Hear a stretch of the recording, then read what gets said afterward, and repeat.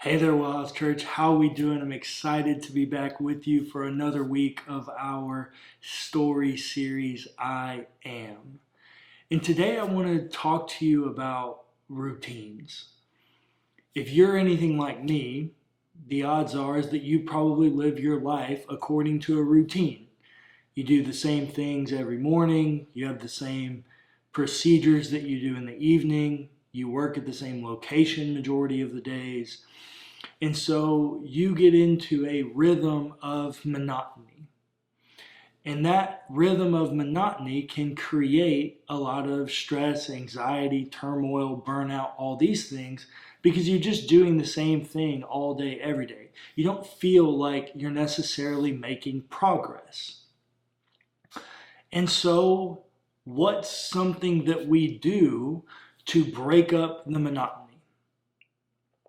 We decide to go on a vacation or go out to dinner or to do something to break the cycle of monotony.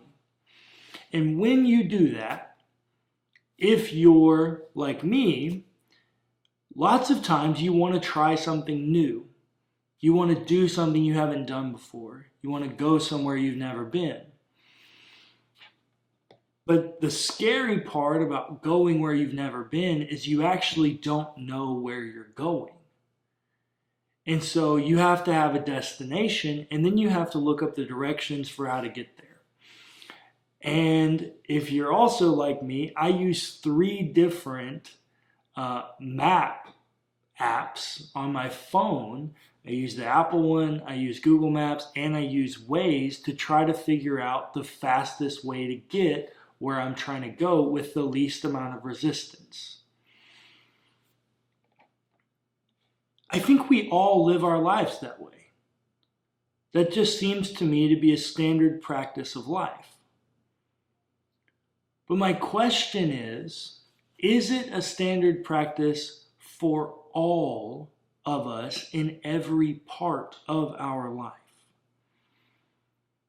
Because the text that I want to tell you about this morning is actually a very impactful and meaningful text from Jesus.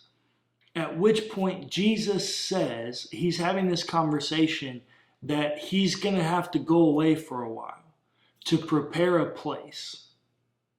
Now there's a whole lot of theology that can come into that that's really not the conversation for today. But this idea that Jesus is going away to prepare a place, and someone asks him, how can we go with you? Because we don't know where you're going.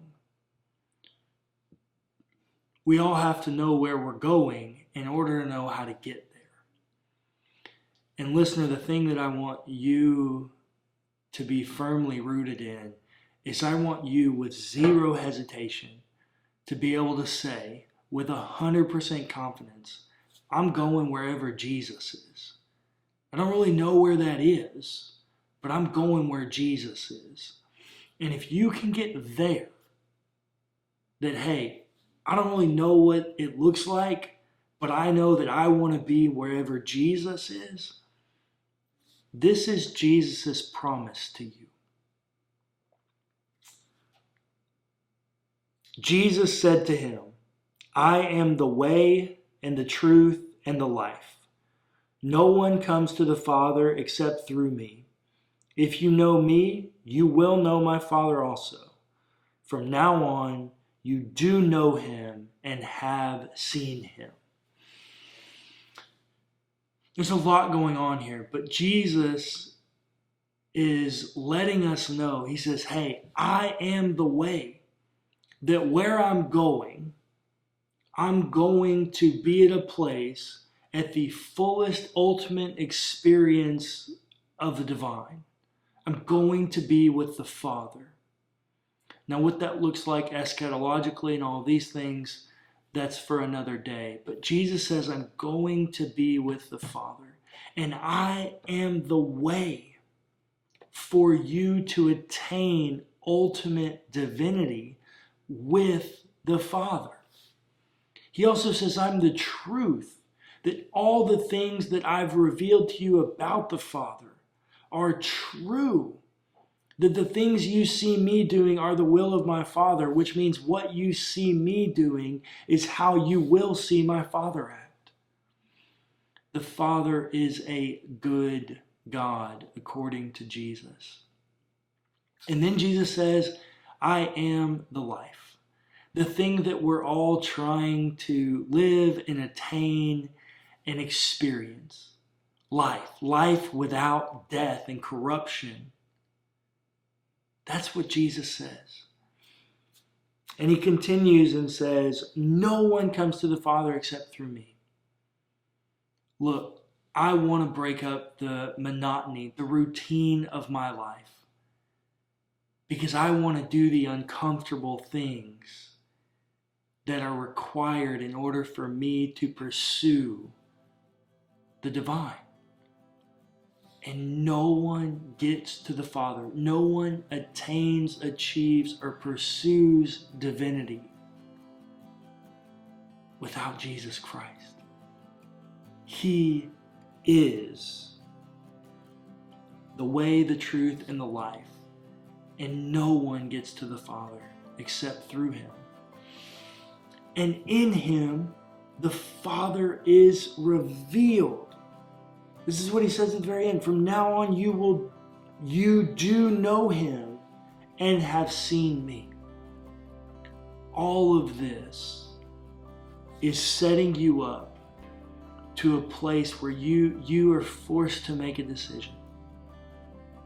And your decision is, I want to be where God is, or I don't want to be where God is. I want to have an experience of life, or I want an experience of death.